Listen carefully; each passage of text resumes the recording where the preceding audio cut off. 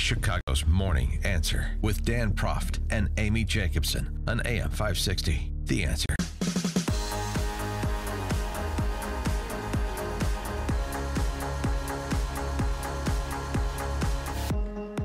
Good Friday morning, busy news day here in the country. Hurricane Florence downgraded to a Category 1, but it's still packing a punch. We'll get the latest from Eben Brown at 7:35 this morning. Also, Paul Manafort reportedly agreed tentatively to a deal with Mueller's office. But first, we want to begin with Senator Dianne Feinstein. She tossed out this bizarre smear against Kavanaugh where she sent this letter to the FBI. Let's begin there with our good friend, Bret Baier, who joins us on our Turnkey.pro answer line. Good morning, Bret. How are you? Good morning. Good. Doing well. What can you tell us? What do you know? Any inside information about this letter that Feinstein sent to the FBI? Well, a couple of things. One, it came through Congresswoman from California, SU, her office. Feinstein's had the letter, we're told, since July. Okay. So put that in context. Apparently it deals with some kind of allegation from Brett Kavanaugh's time in high school.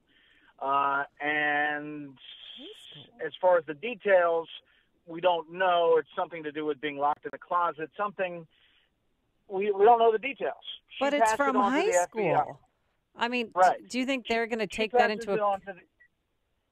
Oh, sorry. Do you think they're going to... Well, sorry to interrupt. The FBI goes back for a Supreme Court nominee all the way to growing up. It is a full scrub. But it is pretty desperate, it seems, by most analysts here in Washington to kind of drop this late. The FBI, as far as we know, just put it in the file and is not moving on anything on that front. So, Bret, one of the descriptions, and I don't know if it came from the Congresswoman's office or not, said it was sexual misconduct between Kavanaugh and this girl at the time, and he was just a boy at the time. I mean, that doesn't sound like an assault even, necessarily. It was between them. Or they plain spin the bottle in the closet. You know, this makes the Clarence Thomas thing sound, you know, like he was absolutely guilty. Can you get more trivial than this? Again, we don't have all the details, but if we're all going to be judged by our time in high school, some of us may have some troubles. Yeah. What's the worst thing you did in high school, Bret Baier? Oh, I don't know. I stayed out late, didn't listen to my parents. Yep. But use the foot wedge. Use the foot wedge when the ball was in the bunker. Yeah, I know that. Yeah. So, do you think we'll ever find out what's in this letter that she sent to the FBI? I actually don't. I think it goes by the wayside unless Democrats, for some reason, try to gum up the works, and they could. I mean, they could make a big deal out of it, and the FBI then would have to investigate it, and then it potentially would put back the vote. What does that do? I don't think anything, unless it deals with his early thoughts on abortion and it can move Susan Collins and Lisa Murkowski. I really don't think it. Right, Brett Kavanaugh was sitting there in a closet with his girlfriend discussing, Roe versus Wade. Here's the question, and I think this came up because apparently John Kerry told Hugh Hewitt yesterday or the day before, and agreed that Kavanaugh's got 54 votes. Do you count it that way? Yeah, I do. Once the floodgates open, you'll see it could be 55. When you think about Doug Jones down in Alabama, Donnelly, Heidkamp, once the indication is that the Republicans are holding the line, Schumer will let the dogs out. In other words, the Democrats fighting for their lives in red states. All right, so tentative agreement reached between Manafort and the special counsel. What do you think the plea deal will include, and do you think there will be anything about Trump in the deal? So that's the big question. Apparently Manafort's attorneys said they don't want to do anything regarding Trump, and he doesn't. We don't know. They have not confirmed this report from ABC that they've totally agreed to the deal. It seems clearly it's heading down that road. And the big threat, obviously, for the administration is if it does have anything to do with his interactions as campaign manager or something he knows about some connections. But so far, there's no indications that it does. And as we go further and further down this road, the fact that no major collusion besides the Trump Tower meeting and all of the thoughts about that has leaked suggests that I'm not sure that there's a bombshell in here, but we'll see. So, Bret, yesterday the president, as is his wont, provided some chum for the news cycle about with his tweet about Puerto Rico and the hurricane and the 3,000 deaths. I mean, he denied the death toll in Puerto Rico. Well, that was the whole thing, and that was the gravamen of the offense in the tweet. I mean, I'm so used to this already that it's just, it goes through the news cycle. I voted for Trump. I'll probably vote for him again. I think what he said was reprehensible. I mean, you got people like Nate Silver saying this is the lowest of the low. It's hard to gauge, which are the worst tweets. But okay, fine. Let's move on to the next thing. But you have to, and you roll your eyes up, like every single day, even if you voted for him. Well, imagine being in the administration. I mean, they are doing some good things, and they feel like they shoot themselves in the foot every time Twitter rolls around in the morning. That one actually was pretty egregious. If you die days after a car wreck, you died because of that car wreck. Yes. Right.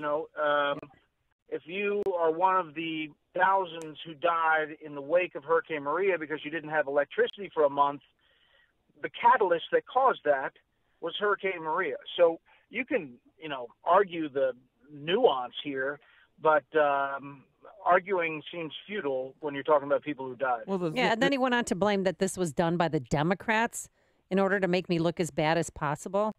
I mean, I think he needs sensitivity training. There's this, I think I've said this before, there's an app for athletes, and after 9 p.m., if they want to tweet, they have to get a check mark from their agent, their mom, and their friend before the tweet can go out. I never heard that before. Yes. Maybe. Well, no. He's the tweeter in chief, and that's his raison d'etre. There was a poll that I saw the other day saying that 50% of men support Trump, but like 62% of women don't. It's like 62-27, and I don't know how true that poll is, but I would think it's a tweet like this that men was okay, fine, he did that. I can't stand it, but we've got Gorsuch, and we're going to have Kavanaugh. Maybe we're going to even have Amy Coney Barrett ultimately. But it seems like women can't stand this, and now we're looking at the midterms where the House could go because of tweets like this. I agree.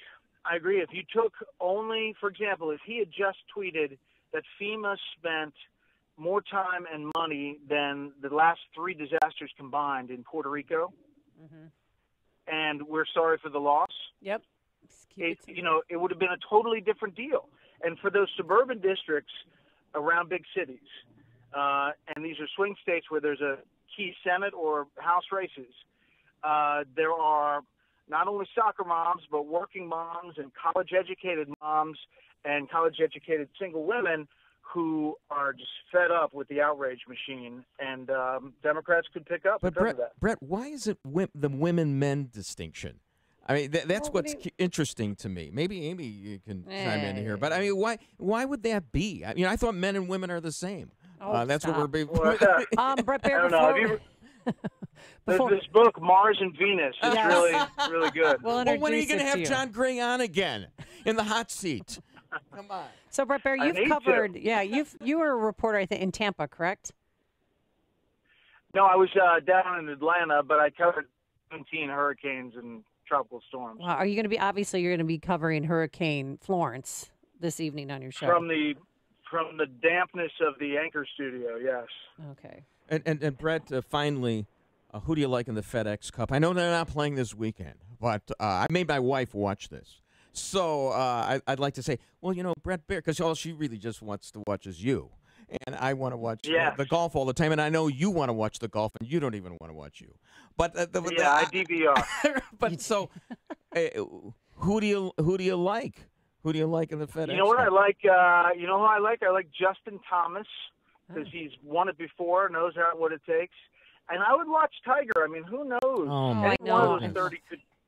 Yeah. Any hit on one of those 30 could win. And here's a little tidbit. All right. I'm taking my family Yeah. to the Ryder Cup. Oh, you dog! Do you want to adopt a You're going to sexy Paris. blonde? You're going to Paris for the. I'm going to Le National Golf Club, and I'm going to cheer on USA. Are you going? In France. Are you just going? Long weekend. Are you just going for golf, or are you also going to go to the Louvre? Are you going to go Those are to personal No, questions. that's the best part. That's the best part. It's just golf. It's just not golf. even the Musée d'Orsay. I mean, are you kidding? You're not going to take a romantic ride on the Seine, Notre Dame. You're just going to go see golf. Yes. Good for you. Yes, Your of priorities course. are straight. Got my 2 boys, my wife, USA gear. Good for you. Okay, remember 4 is quatre, and if you get a birdie on a par 3, that's deux. That's all I can help you with. Thank you. Thank you. All right. Thanks so much, Bret Baier, as always, for joining us. And Bret Baier joined us on our turnkey.pro answer line.